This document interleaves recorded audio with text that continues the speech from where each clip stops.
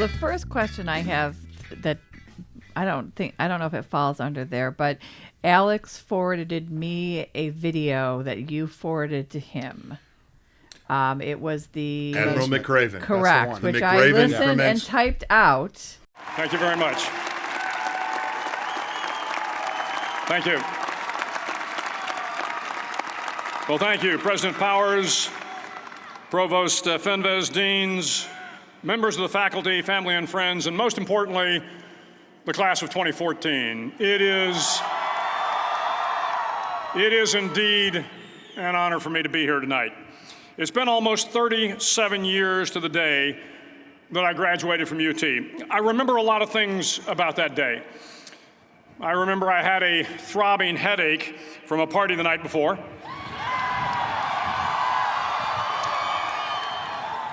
I remember I had a serious girlfriend, who I later married. That's important to remember, by the way. And I remember I was getting commissioned in the Navy that day. But of all the things I remember, I don't have a clue who the commencement speaker was, and I certainly don't remember anything they said. So acknowledging that fact, if I can't make this commencement speech memorable, I will at least try to make it short. So the university's slogan is, "What starts here changes the world." Well, I've got to admit, I kind of like it. What starts here changes the world. Tonight, there are almost 8,000 students, or there are more than 8,000 students graduated from UT. So that great paragon of analytical rigor, Askcom, says that the average American will meet 10,000 people in their lifetime. 10,000 people, that's a lot of folks. But if every one of you changed the lives of just 10 people, and each one of those people changed the lives of another 10 people, and another 10, then in 5 generations, 125 years, the class of 2014 will have changed the lives of 800 million people. 800 million people. Think about it. Over twice the population of the United States. Go one more generation, and you can change the entire population of the world, 8 billion people. If you think it's hard to change the lives of 10 people, change their lives forever, you're wrong. I saw it happen every day in Iraq and Afghanistan. A young Army officer makes a decision to go left instead of right down a road in Baghdad, and the 10 soldiers with him are saved from a close-in ambush. In Kandahar province, Afghanistan, a non-commissioned officer from the female engagement team senses that something isn't right and directs the infantry platoon away from a 500-pound IED, saving the lives of a dozen soldiers. But if you think about it, not only were those soldiers saved by the decisions of one person, but their children were saved, and their children's children. Generations were saved by one decision, one person. But changing the world can happen anywhere, and anyone can do it. So what starts here can indeed change the world. But the question is, what will the world look like after you change it? Well, I'm confident that it will look much, much better. But if you'll humor this old sailor for just a moment, I have a few suggestions that may help you on your way to a better world. And while these lessons were learned during my time in the military, I can assure you that it matters not whether you ever served a day in uniform. It matters not your gender, your ethnic or religious background, your orientation, or your social status. Our struggles in this world are similar, and the lessons to overcome those struggles and to move forward, changing ourselves and changing the world around us, will apply equally to all.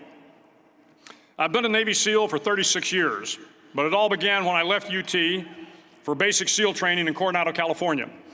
Basic SEAL training is 6 months of long, torturous runs in the soft sand, midnight swims in the cold water off San Diego, obstacle courses, unending calisthenics, days without sleep, and always being cold, wet, and miserable.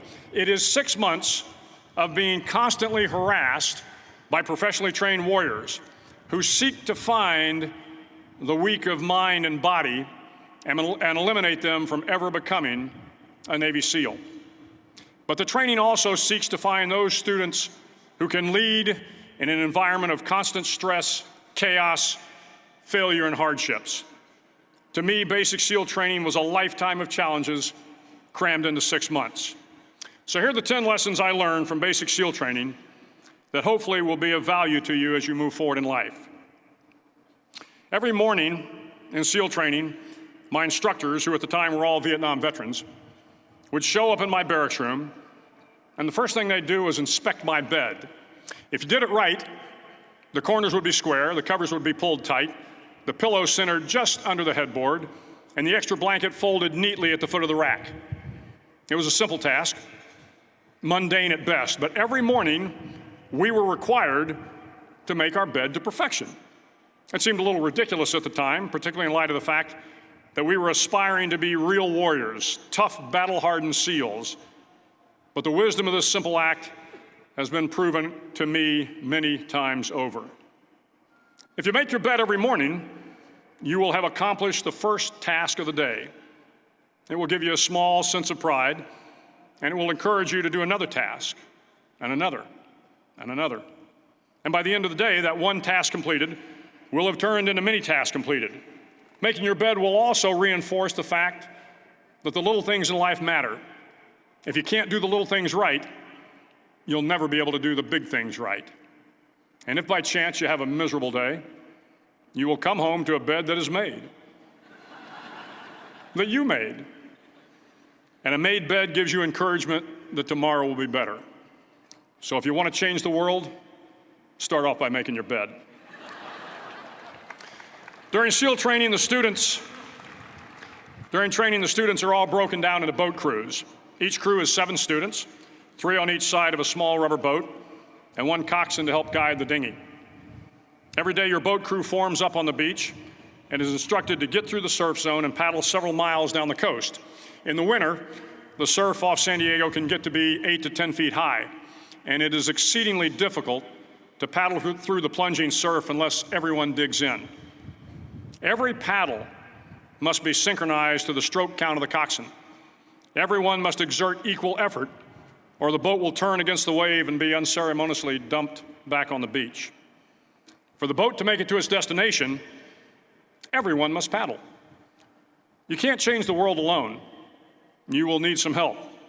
And to truly get from your starting point to your destination takes friends, colleagues, the goodwill of strangers, and a strong coxswain to guide you. If you want to change the world, find someone to help you paddle. Over a few weeks of difficult training, my SEAL class, which started with 150 men, was down to just 42. There were now 6 boat crews of 7 men each. I was in the boat with the tall guys, but the best boat crew we had was made up of the little guys, the Munchkin crew, we called them. No one was over 5'5".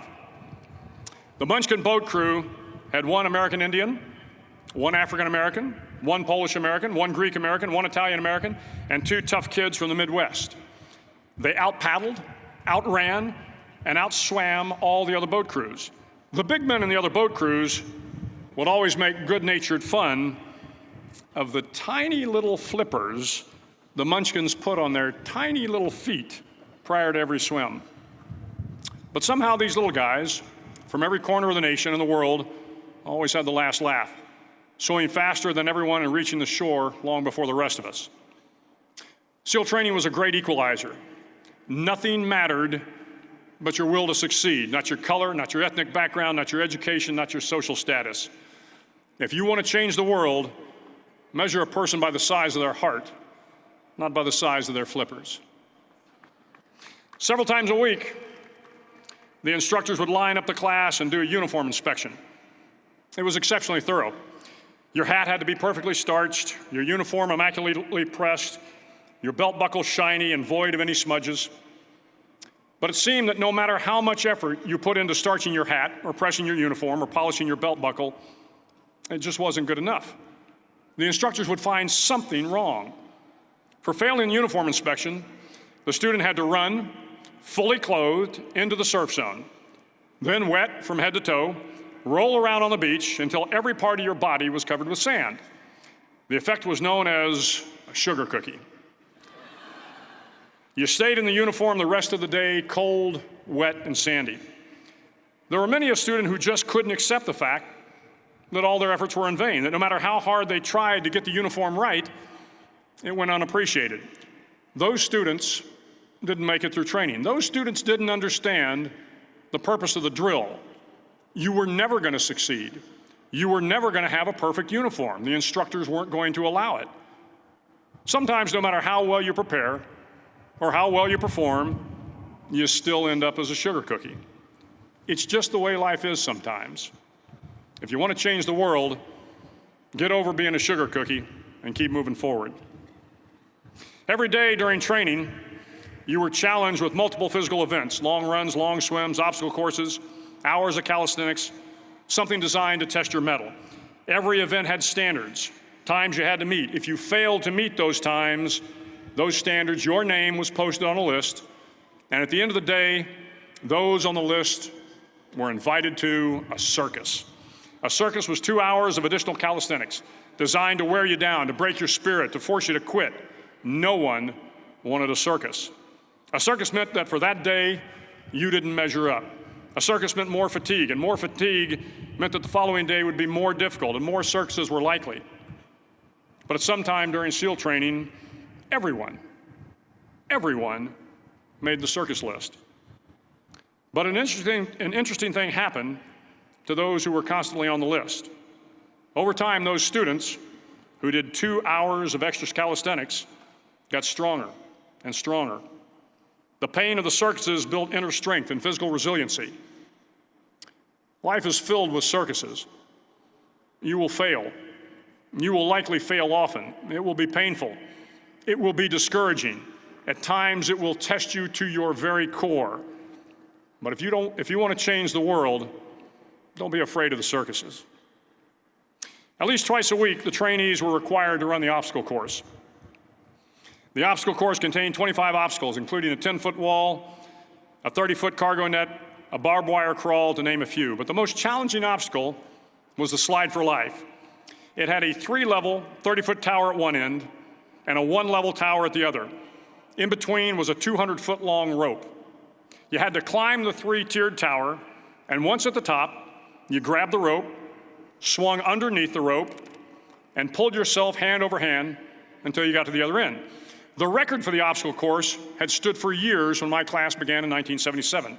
The record seemed unbeatable until one day a student decided to go down the slide for life head first. Instead of swinging his body underneath the rope and inching his way down, he bravely mounted the top of the rope and thrust himself forward. It was a dangerous move, seemingly foolish and fraught with risk. Failure could mean injury and being dropped from the course. Without hesitation, the student slid down the rope perilously fast. Instead of several minutes, it only took him half that time. And by the end of the course, he had broken the record. If you want to change the world, sometimes you have to slide down the obstacles head first. During the land warfare phase of training, the students are flown out to San Clemente Island, which lies off the coast of San Diego. The waters off San Clemente are a breeding ground for the great white sharks. To pass SEAL training, there are a series of long swims that must be completed. One is the night swim. Before the swim, the instructors joyfully brief the students on all the species of sharks that inhabit the waters off San Clemente. They assure you, however, that no student has ever been eaten by a shark, at least not that they can remember. But you are also taught that if a shark begins to circle your position, stand your ground. Do not swim away. Do not act afraid. And if the shark, hungry for a midnight snack, darts towards you, then summons up all your strength and punch him in the snout, and he will turn and swim away. There are a lot of sharks in the world. If you hope to complete the swim, you will have to deal with them. So if you want to change the world, don't back down from the sharks. As Navy SEALs, one of our jobs is to conduct underwater attacks against enemy shipping. We practice this technique extensively during training. The ship attack mission is where a pair of SEAL divers is dropped off outside an enemy harbor and then swims well over 2 miles underwater, using nothing but a depth gauge and a compass to get to the target. During the entire swim, even well below the surface, there is some light that comes through. It is comforting to know that there is open water above you. But as you approach the ship, which is tied to a pier, the light begins to fade. The steel structure of the ship blocks the moonlight. It blocks the surrounding street lamps. It blocks all ambient light. To be successful in your mission, you have to swim under the ship and find the keel, the center line, and the deepest part of the ship. This is your objective. But the keel is also the darkest part of the ship, where you cannot see your hand in front of your face, where the noise from the ship's machinery is deafening, and where it gets to be easily disoriented, and you can fail. Every SEAL knows that under the keel, at that darkest moment of the mission, is a time when you need to be calm, when you must be calm, when you must be composed, when all your tactical skills, your physical power, and your inner strength must be brought to bear. If you want to change the world, you must be your very best in the darkest moments. The 9th week of training is referred to as Hell Week. It is 6 days of no sleep, constant physical and mental harassment, and one special day at the Mud Flats. The Mud Flats are an area between San Diego and Tijuana where the water runs off and creates the Tijuana Sloughs, a swampy patch of terrain where the mud will engulf you. It is on Wednesday of Hell Week that you paddle down to the Mud Flats and spend the next 15 hours trying to survive this freezing cold, the howling wind, and the incessant pressure to quit from the instructors. As the sun began to set that Wednesday evening, my training class, having committed some egregious infraction of the rules, was ordered into the mud. The mud consumed each man till there was nothing visible but our heads. The instructors told us we could leave the mud if only 5 men would quit. Only 5 men, just 5 men, and we could get out of the oppressive cold. Looking around the mud flat, it was apparent that some students were about to give up. It was still over 8 hours till the sun came up. 8 more hours of bone-chilling cold. The chattering teeth and the shivering moans of the trainees were so loud, it was hard to hear anything. And then one voice began to echo through the night. One voice raised in song.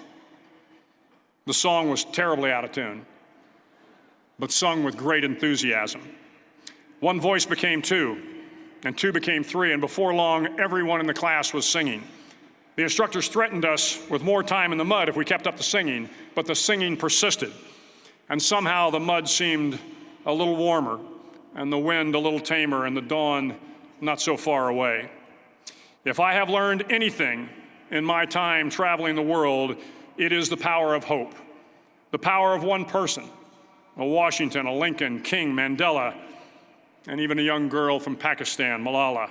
One person can change the world by giving people hope. So if you want to change the world, start singing when you're up to your neck in mud. Finally, in SEAL training, there's a bell. A brass bell that hangs in the center of the compound for all the students to see. All you have to do to quit is ring the bell. Ring the bell, and you no longer have to wake up at 5 o'clock. Ring the bell, and you no longer have to be in the freezing cold swims. Ring the bell, and you no longer have to do the runs, the obstacle course, the PT, and you no longer have to endure the hardships of training. All you have to do is ring the bell to get out. If you want to change the world, don't ever, ever ring the bell. To the class of 2014, you are moments away from graduating, moments away from beginning your journey through life, moments away from starting to change the world for the better. It will not be easy, but you are the class of 2014, the class that can affect the lives of 800 million people in the next century. Start each day with a task completed.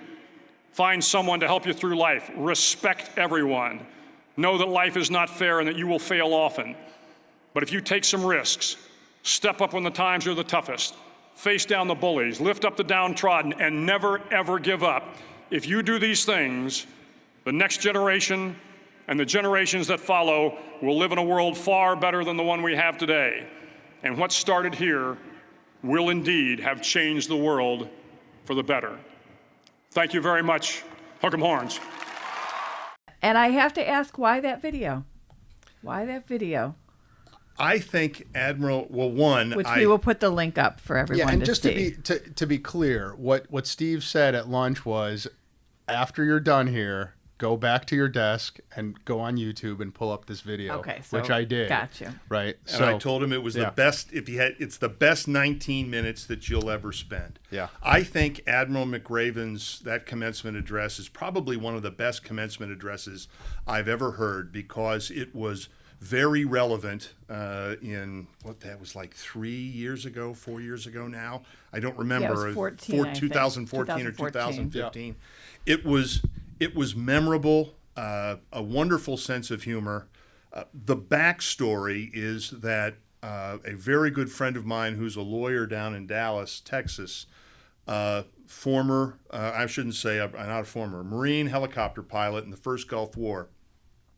And my friend was the ingress and egress squadron for then, I believe, Commander McRaven's SEAL team. So he was moving McRaven in and out during the first Gulf War. They became very close. And so Michael sent me the McRaven material. And it happened to come at a time when I was just taking on the reins as the managing partner in my law firm and participating as a staff member in a training program for adults in scouting called Wood Badge. And they all came together. I thought McRaven's 10 examples were just terrific anecdotes and analogs of what leadership commitment means, and it doesn't matter who you are, male, female, black, white. It doesn't matter. These are concepts that apply to everybody, and I think that's what grabbed me about the McRaven video. And if you do listen to it, folks, don't. I was a little.